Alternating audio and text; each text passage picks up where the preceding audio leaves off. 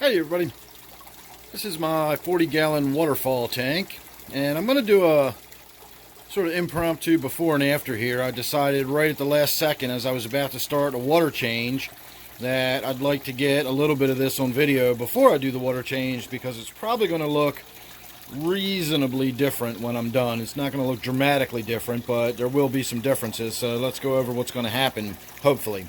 One goal, of course, is to get in here.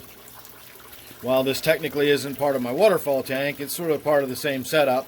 And the little filter in the pump is getting a little on the clogged side. You can see we've just got some dribbling water rather than a nice flowing waterfall. And my water sprite and duckweed is starting to get a little out of control in this tank, so we're going to get in there and probably thin some of that out. I do sell my water sprite, and my supplies are getting a little bit low, so some of the water sprite in this tank is probably going to come out and end up in my grow out tank in the other room. So if you're interested in water sprite, I've got some temple plant. I've always got Java fern. If you're interested in any of that kind of stuff, I'll put my email down below. So that's what we're going to do in that tank. This tank, the actual waterfall tank, is going to get a really big water change today. I don't know if you can tell how tea-stained that water is. I'm assuming you can. It looks like I've got, it's almost getting to the edge of looking like coffee at some point. But I just put, I don't know, maybe 5 gallons in there to top it off. And then I just decided why not just go ahead and do a water change rather than top it off today, because it really needs it. It's really, really dark, stained with tannins. So we're going to do a big water change, get that water nice and cleared up. And we'll have a little look down in through there and see how dark it actually is. My gold tetras actually look gold now with all those tannins in the water. And then we are going to get in here and probably do a little bit of grooming of the plants. At the very least, I'm going to remove this rush right here. That's just kind of fallen over. It's literally lying against the edge of the tank there. And now I've got this sweet potato vine that's grown out and grown across it. And that's kind of blocking my view. Some of this sweet potato vine in here, I'm going to move out of the way. I think this rush right here will probably get trimmed out. I don't know what I'm going to do about my lemon tree here. You can see it's starting to grow at a funny angle towards the light, and if I rotate it around, it will then be facing away from the light and it won't get enough light. So I'm not really sure what I want to do with that. I think I might take that lemon tree down and put that somewhere else and just put another light directly over that and give it its own dedicated light so I can work on developing that lemon tree. That's going to be several years before I actually get any lemons off of it, and I would just like to see if I can actually get lemons from artificial lighting. I think that would be interesting to do. So that's going to be a little side project that's going to take me a few years to accomplish. So that's probably going to come down now that it's starting to get a little bit bigger. Don't know if that'll be today or not, but that is on the agenda. The other plant that's getting a little bit big and a little bit out of control is my Rex Begonia here. The thing is huge. I've already rotated it once, and I had to put a stake in there and sort of pull it back and tie it up so that it wouldn't be growing out across the room. And it's still, I don't know, it's growing in a weird sort of angle, but if I let it grow where it wants, it tries to grow towards the light source there, and I wind up having it sort of, you know, coming over and blocking everything else in the tank. So, don't know if I'm going to rotate that again or trim it up. And then otherwise, up here, I don't really think I've got too much going on that needs to be trimmed up. I know it's big and thick and bushy, but that's what I like. So, as long as it's not dead or growing where I don't want it, I don't really see any reason to trim it down or cut it out of there. I was noticing today, though, how you can actually see in there and see how much of a sort of basin I've got going on in the back. That really is probably deep enough that I could keep some small fish back there. It holds a few gallons of water in this basin, even though I do have a lot of rocks and plants and stuff growing in there that displaces that water. It does hold several gallons of water, and likewise I've got a basin up here that holds a couple of gallons of water. So I've probably got an additional 5 gallons of water in this system that's just tied up in this waterfall itself, in addition to the 40-gallon tank that we can sort of call the reservoir basin at the bottom.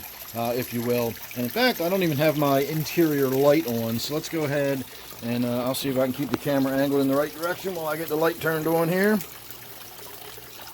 So that light shining down into the water should light it up a lot better, but you can see it doesn't really do a lot because we've got so much tannins in this tank. It is so stained right now. So anyway, actually let's stay down here for the before part. That way we'll get a look at the tannin stained water immediately. So there's your before, and there's your after. So it makes a huge difference taking all those tannins out of the water. We actually get to see those bright, vibrant colors on those guppies now. You can see into the tank now. And my gold skirt tetras actually look sort of pale white again. So while I was in there, I used my siphon to vac the gravel a little bit. This tank accumulates huge amounts of mull and detritus at the bottom of the tank. And I obviously can't get underneath all those rocks and around in the back, but I do along this front edge here, and I do a little bit towards the back on the left side here where I have a little easier access to it. And I try to keep on top of it. We did a nitrate test while we were in the tank, and it came out to about 5 parts per million, which is really low. But at the same time, I've got all of these plants drinking up those nitrates under really intense lighting, so they're growing very rapidly and vigorously, and that usually tends to drink up lots and lots of nutrients. So that explains why I've only got the 5 parts per million, despite having enormous amounts of organic matter breaking down into my nitrogen cycle, because it's not just the fish waste, it is also all of the other organic material that's involved in this tank with the woodwork and all of the vegetation in here and everything else. I already shot a little video explaining that in greater depth. You can watch that video if you're interested in more of an explanation. But otherwise, as far as the water change went, I did change the filter out, so you can see we've got some nice vigorous water flow again. I cut away several of the rushes that were sticking straight out towards us, and I did indeed take that piece of sweet potato vine, and it went way in the back underneath of this. I sort of have like a skirt hanging down, and there's several more inches of tank behind where this waterfall flows, and a lot of times the plants will get sort of pushed into the back, and that's what happened with this one. So that one now comes all the way up here. I sort of snaked it through behind everything up and around this piece of wood, and now it comes through and around, and this piece here wraps around and ends up somewhere in here. So hopefully it's going to start growing upwards again, and that'll be where that sweet potato vine goes, and it will keep it out of my way so I can look down into the tank and not see it. Now this piece of sweet potato vine here, the way it's rooted in, I just kind of like the way it grabbed onto that piece of wood and sort of grabbed its roots in there, so I left that alone. It's not just kind of free hanging at this point. It has actually attached itself to something, so I'm going to go ahead and leave that there. My Rex Begonia got left alone. I didn't even rotate it or anything. I didn't even really think about it, to tell you the truth, because I was busy doing other stuff. We did get into the tank down here. We cleared a lot of that stuff out, a lot of the floating water sprite. I got a bunch of the duckweed out of there. And of course I cleaned out that filter, so you can see we've got a nice vigorous water flow again.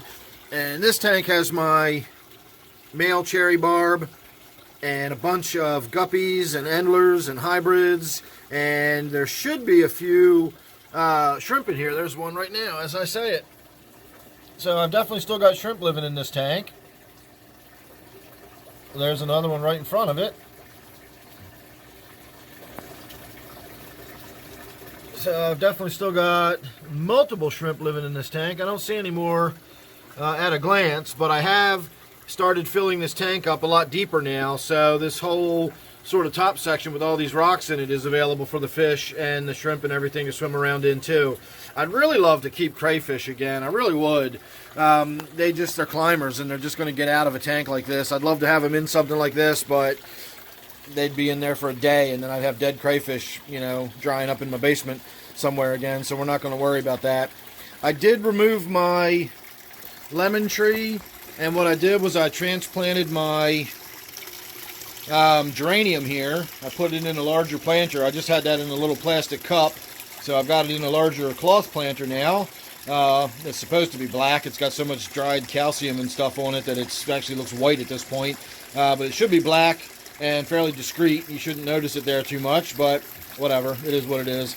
So we've got nice flowering geraniums again, and that allowed me to get this strange begonia over here a little more light. It's this one long, tall, leggy, weird-looking begonia. I've never seen a begonia like this before, but I now have it up to where you can see it's definitely getting some more significant light shining on it. And this will give you a little bit of a side view, a little more of a three-dimensional angle of how much depth is actually involved in this tank. And then, of course, we can come over here and do the same thing. Get a little bit of that motion parallax, give you a little bit of an idea how deep this tank is and how much vegetation I've really got going on up here. It's a lot of it. So that's about it. As I said, I didn't get in here and cut and trim anything. I did get in this area a little bit, and I just kind of pulled out some gross crud and green cyanobacteria and slime, and you can kind of see the rocks a little bit better. I scraped away some mud.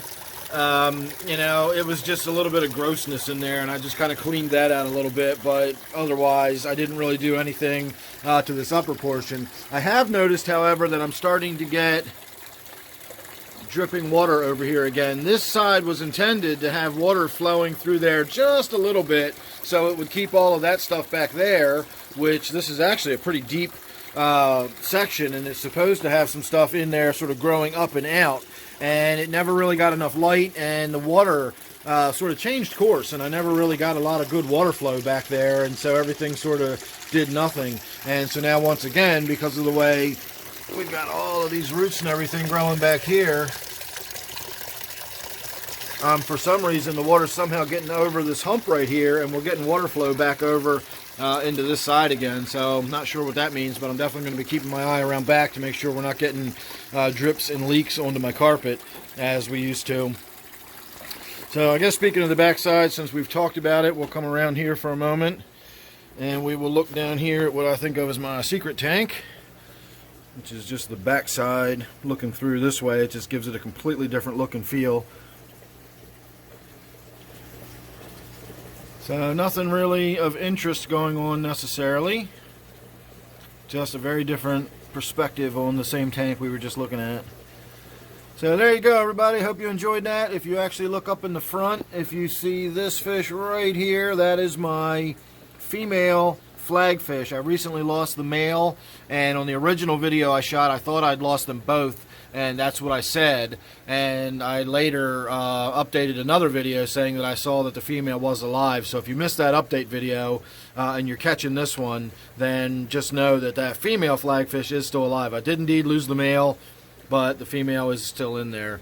So thanks for watching, everybody. Make sure you subscribe. You don't want to miss anything I got coming up. I am going to be shooting a video about nitrates very soon. I had a viewer send me some really good information. I'm going to work that together into my thoughts, and we're going to talk all about that coming up real soon here. So make sure you're subscribed and you won't miss that or anything else. And then don't forget, of course, this one is my waterfall tank.